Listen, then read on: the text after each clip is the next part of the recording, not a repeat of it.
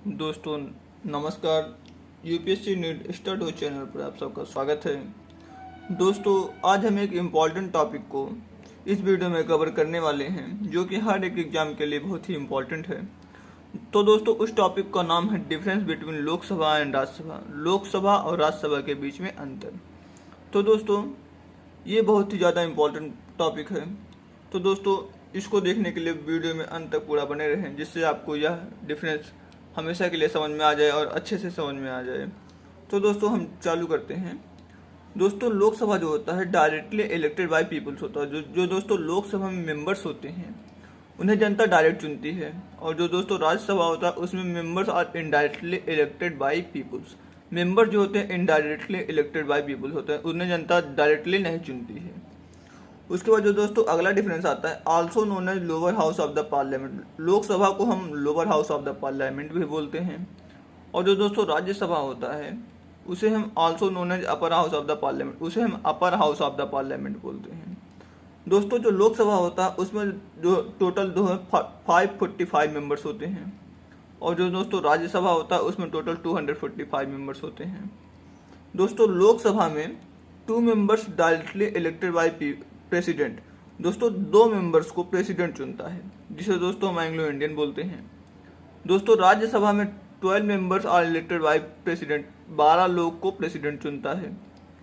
उसके बाद जो दोस्तों लोकसभा का अगला डिफरेंस आता है उसमें जो होता है रिप्रेजेंटेटिव जो होता है, representative of Lok Sabha is speaker. Speaker जो होता है उसका रिप्रेजेंटेटिव होता है। और जो दोस्तों राज्यसभा होता है उसमें जो है वाइस प्रेसिडेंट ऑफ इंडिया जिसको हम चेयरमैन बोलते हैं, चेयरमैन जो होता है उसका रिप्रेजेंटेटिव होता है राज्यसभा का।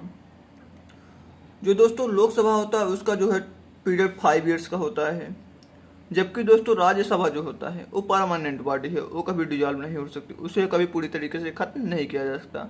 जबकि दोस्तों उसके 1/3 मेंबर जो होते हैं रिटायर होते रहते हैं हर 2 साल में। उसके बाद जो दोस्तों इसका टेन्योर है वो 6 ईयर्स का है। राज्यसभा का जो टेन्योर है वो 6 ईयर्स का है। दोस्तों लोकसभा का अगला डिफरेंस है the house can be dissolve before the expiry of the tenure.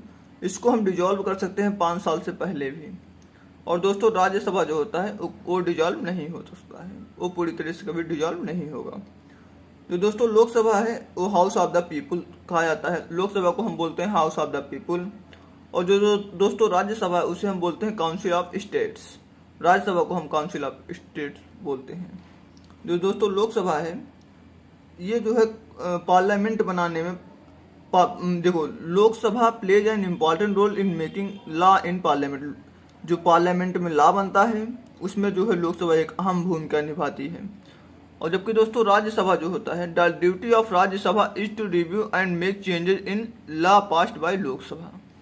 दोस्तों जो राज्यसभा की ड्यूटी होती है वो देखती है कि कोई चेंजेस करने लायक है, जो लॉ जो बनाया गया है लोकसभा द्वारा उसमें कोई चेंजेस करने लायक है, ये देखना केवल राज्यसभा का काम होता है। उसके बाद जो दोस्तों लोकसभा होता है वो exercise more power than Rajya Sabha. Rajya Sabha से ज़्यादा जो है पावर को यूज करता है। और जो राज्यसभा होता है वो लोकसभा से कम पावर को यूज करता है। उसके बाद दोस्तों जो अगला डिफरेंस आता है लोकसभा और राज्यसभा के बीच, लोकसभा में जो है council of minister is control by Lok Sabha. Lok Sabha council of minister को कंट्रोल करता है। जबकि दोस्तों राज्यसभा के पास ऐसा कोई पावर नहीं होता कि वो काउंसिल ऑफ मिनिस्टर को कंट्रोल कर सके। तो दोस्तों इसके अलावा एक और डिफरेंस है दोस्तों the money bill can be introduce in Lok Sabha only. Money bill को केवल लोकसभा में इंट्रोड्यूस किया जा सकता है। And has power to bring changes in money bill. और वो मनी बिल में कोई भी चेंजेस को पास कर सकता है। और दोस्तों जो राज्यसभा होता है money bill can not be introduce in Rajya Sabha. Rajya Sabha में मनी बिल पास नहीं होता है। And has no power to make changes in money bill. और उसमें जो है चेंजेस करने, मनी बिल में चेंजेस करने का भी हक राज्यसभा के पास नहीं होता है। इट कैन प्रोवाइड सजेशन और delay the bill bye 14 days. दोस्तों जो राज्यसभा होता है वो केवल सजेशन दे सकता है या बिल को जो है 14 दिन के लिए टाल सकता है। तो दोस्तों उम्मीद है कि आपको लोकसभा और राज्यसभा के बीच में सारे डिफरेंस क्लियर हो गए होंगे।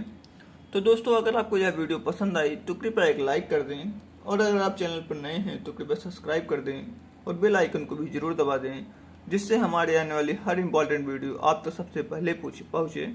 तो दोस्तों